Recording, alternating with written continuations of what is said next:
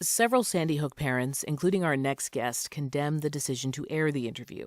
In a statement on Twitter this week, Megyn Kelly said her goal was to shine a light on Jones, who has become influential with the White House. President Trump appeared on his show before the election and has given Jones praise. Well, that reasoning doesn't sit well with Nelba Marquez Green. She's the founder and director of the Anna Grace Project, named after her daughter. She was killed at Sandy Hook. It provides therapeutic support in the greater Hartford area to schools and communities. Marquez Green thinks the interview could put families of victims in danger. We don't like to talk about this a lot because we do feel that it shifts the focus from our daughter and her life.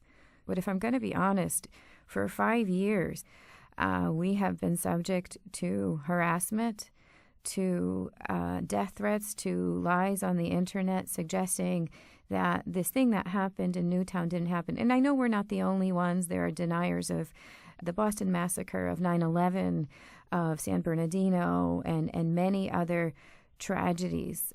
Nelba, I want to slow down for a minute because I think this is kind of hard to fathom for any person and especially any parent. What do you mean by harassment? Is this social media? Is this phone calls in the night? How does this happen? It can include social media. It can include email. It can include in person.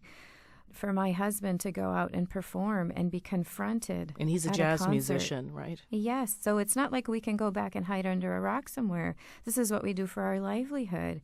And he was playing in New York City, and he was on a set break, and someone came up to him and started by saying, I'm just sorry for your loss. And then the second sentence was, but there's some things we need to talk about because there's some things that just don't add up.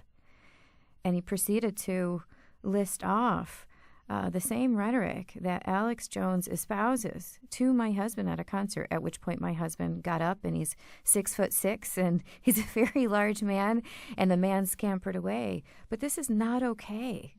I think about my safety, my son's safety all the time. Is this something where every time there's another shooting or massacre event that it infuses new life into the conspiracy theorists coming after you? It's just... Like it does fade, happen. it sounds like. Because Sandy Hook is less often in the news, it has faded in that sense. But you're right. Every time something comes up, every time we give light, we do this shine a light thing on Alex Jones and that kind of behavior and mentality. It's an uptick on our end. This week alone, I received a message from a woman who suggested that she was sorry she had ever sent us money through the United Way because she understood now that every family involved in the Sandy Hook shooting had their mortgage paid off. And I'm like, what are you talking about? And it's just a lot to deal with. How has this affected your grieving?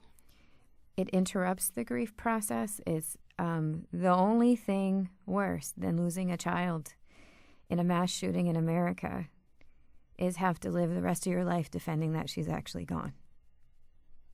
And I know you're saying this as someone who knows a lot about therapy and the grieving process.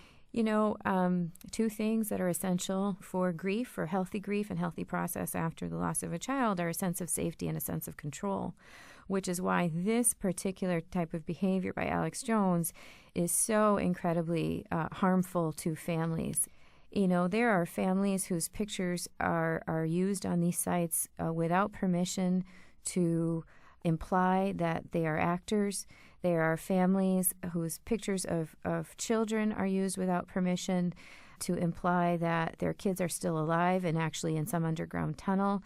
My heart is with the families of not just our tragedy, but all of them. You also have a son, and how do you shield him from this? After this week, I've discovered that I can't, that we actually did need to sit down. As a mother, and I'm sorry, I'm getting a little bit emotional. As a mother, it's the desire of my heart to keep him from this, right? It's already bad enough that he's involved in this, but, we do have to talk to him and have to say, unfortunately, son, there are people who believe that this didn't happen. And not only that, I need you to be prepared for the moment that one of these people comes to you. And here is a script of things you can say. a script. What could you even offer him, right, at 12 years old? You're not allowed to speak to me this way and call for an adult or a grown-up. I'm sorry you feel this way, and move away. State your boundaries, stand your ground, so that he, as a young adult, as a blossoming adolescent, is both aware and not afraid, but that he's practicing the language that he would need to confront someone who approaches him. I know you've said you've wanted to meet with Megyn Kelly, mom to mom. Can you say whether she has reached out to you? Have you had a conversation? She did reach out, and I'll say it was evident that we're not going to meet eye to eye. So I declined to participate on the airing of the show. One of the things I can assume that your conversation centered on is the news value, so to speak, of this interview. And doesn't it help in some way for the public to see and hear someone who is pushed, who is called a conspiracy theorist and a hoaxer? This is a celebrity piece. This is a sensational piece.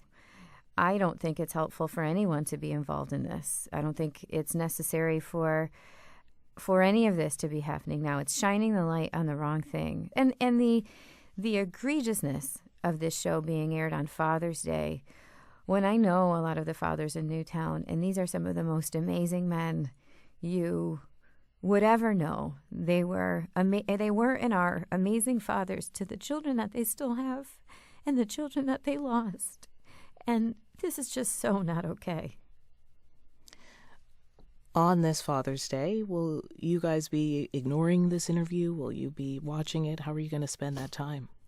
My husband, Anna's dad and Isaiah's dad, he is going to play a concert for hundreds of people at the New Haven Festival of Arts and Ideas with the New Haven Symphony Orchestra and feature the music that he wrote in honor of his daughter. That's what I'll be doing. I'm not going to be watching this interview. Nelba Marquez Green, thank you so much for speaking with All Things Considered.